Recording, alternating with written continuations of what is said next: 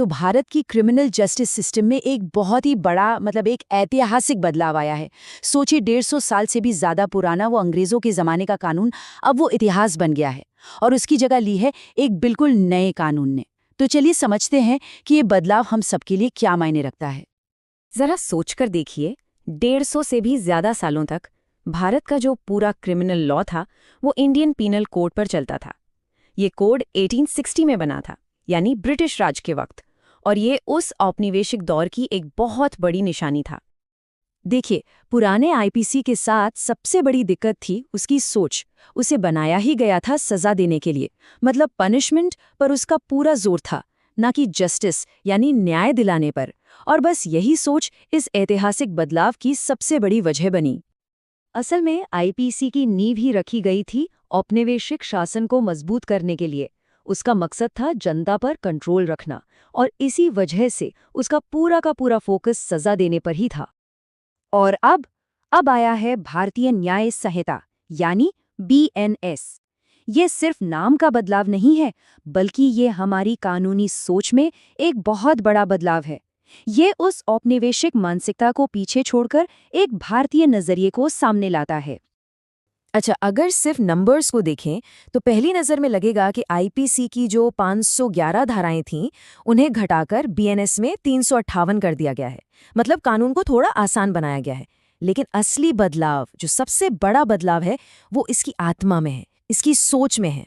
अब फोकस दंड पर नहीं, सजा पर नहीं, बल्कि न्याय पर है। तो चलिए अब थोड़ा और गहराई में चलते हैं और उन खास बदलावों को देखते हैं जिनका हम सब नागरिकों पर सीधा असर पड़ेगा।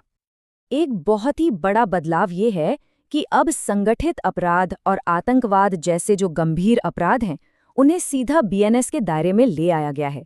पहले क्या था, इनके लिए अलग अलग कानून थे, लेकिन अब इन्हें हमारे मेन क्रिमिनल लॉ का हिस्सा बनाना एक बहुत ही जरूरी कदम है। इस नए कानून में महिलाओं और बच्चों की सुरक्षा पर भी खास ध्यान दिया गया है। कई अपराधों के लिए सजा को पहले से कई ज्यादा सख्त कर दिया गया है। और इतना ही नहीं, कानून की भाषा को और ज्यादा समावेशी बनाया गया है, जिसमें अब ट्रांसजेंडर व्यक्तियों को भी साफ तौर पर शामिल किया गया है।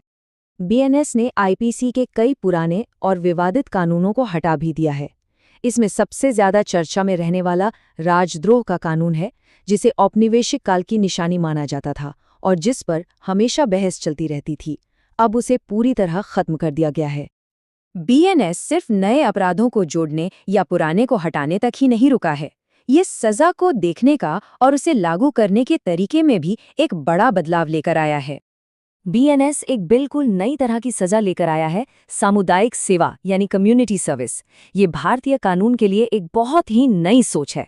इसका मकसद ये है कि छोटे मोटे अपराधों के लिए लोगों को जेल भेजने के बजाय उनसे समाज सेवा करवाकर उन्हें सुधरने का एक मौका दिया जाए। तो सवाल ये उठता है कि ये जो कम्युनिटी सर्विस की सजा है, यह आखिर किन अपराधों के लिए है? चलिए इसके कुछ उदाहरण देखते हैं। जैसे सार्वजनिक जगह पर कोई नशे में गलत व्यवहार करे, या फिर मानहानि का मामला हो, या मान लीजिए 5,000 रुपए से कम की पहली बार चोरी हुई हो और वो भी तब जब सामान लौटा दिया गया हो। ऐसे मामलों में सजा को और असरदार बनाने के लिए एक और बड़ा कदम उठाया गया है। अब 83 अलग अलग अपराधों में जो जुर्माना लगता था, उस रकम को काफी बढ़ा दिया गया है। इसका मतलब ये है कि कुछ बहुत ही गंभीर अपराधों के लिए अब एक मिनिमम सजा तय कर दी गई है, जिससे कम सजा दी ही नहीं जा सकती। जैसे कि संगठित अपराध या फिर बच्चों के शोषण जैसे मामलों में अब सजा की एक निचली सीमा होगी ही होगी।